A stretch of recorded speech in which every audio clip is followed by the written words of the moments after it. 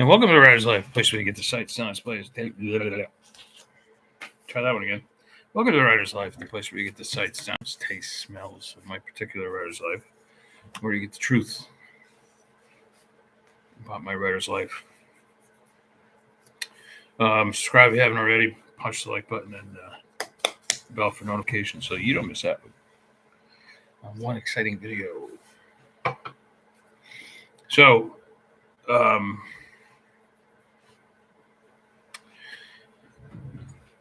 this is another one of these things I keep going on about a little bit. There's a reason why, a lot of these news stories lately that have been coming out, like Biden's classified documents and the classified documents that Trump had, and now Mike Pence has, and the reporting on like what was clearly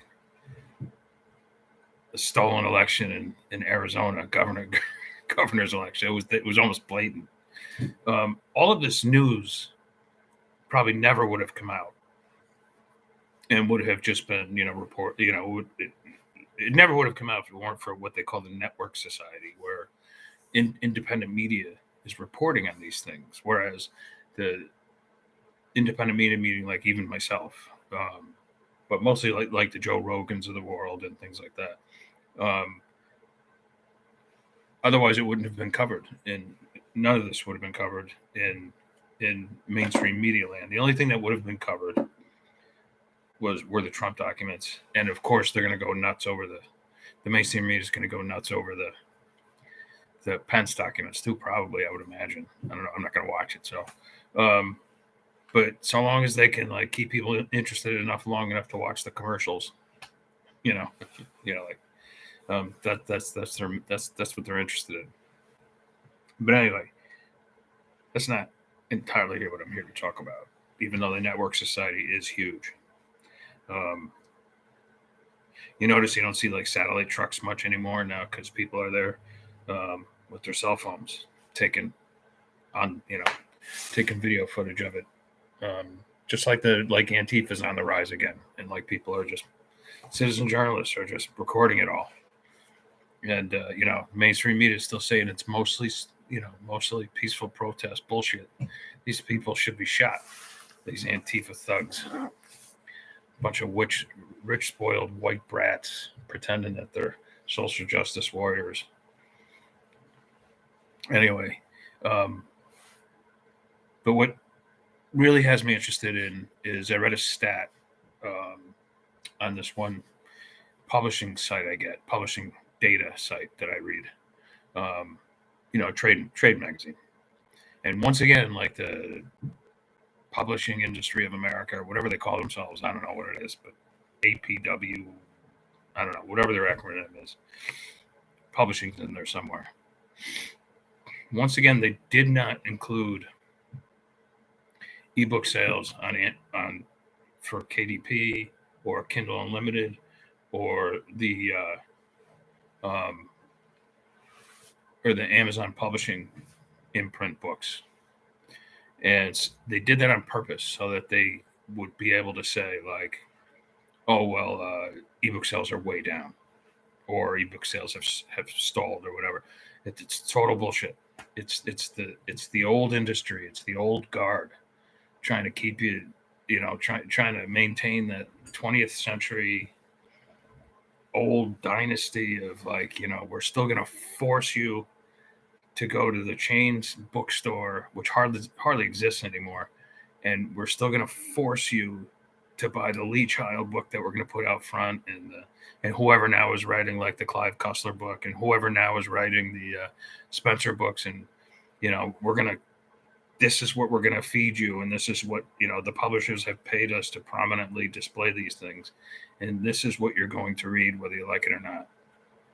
And it's just anybody who's got half a brain knows that in the writing business anyway, knows that you just don't need it anymore. You don't need, people are getting rich, not publishing with the legacy publishers anymore, medium size or large or whatever.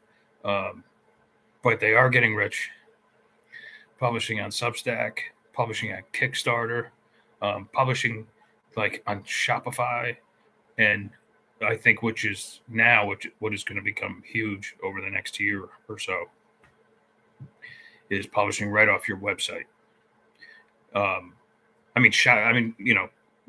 Selling books, I should say, right off your website. We've entered into a time where we can write however we want our stories to be written. We can write as much as we want. We can write every single day. I got like two. I always have at least two big stories going at once. I want to try to start doing some more short stories. Like I find myself like just, like I can't fit all the words in every day. I just can't. It sucks for people who are lazy writers because they're, and who are still like, I'll just submit my book to my agent and hopefully he'll get me a deal. That's just stupid now. Like my agent said, becoming an agent in the 2020s is a fool's errand. There's just no money to be made anymore. It's over. The game is over. But the new game has begun. And the new game is very writer friendly. So long as you're going at it the right way. And I believe I am. Royalties are, advances are down so far as to be almost pathetic. And once you get your advance, you never get royalties after that, almost never. So, but yet I'm making thousands of dollars off my own imprint. So go figure. And then like all this extends into like, this publishing revolution, this media revolution, also extends to things like banking. Like central banks are going down. Your dollar is just becoming worthless. Yet you can buy Bitcoin and you can buy cryptocurrencies. And whole countries are embracing it. The most recent run is Brazil. They haven't made it a currency yet, like El Salvador has, but they're probably going to. And then others will follow. So the world's changing, and it's changing in rapidly. And there's money to be made, and opportunities to be had. You just got to take, you got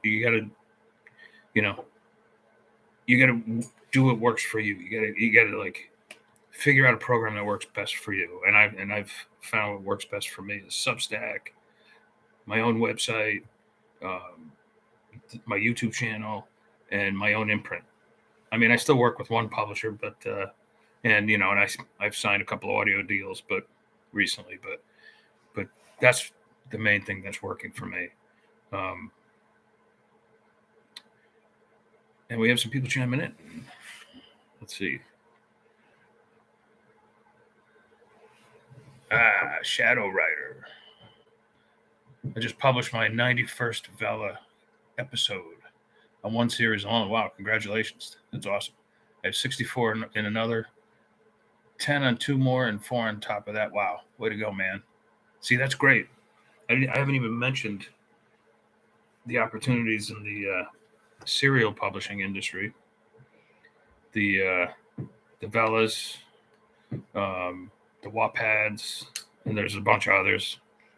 And Vela hasn't even opened up to Asia yet, and I know that's the market they want to capture.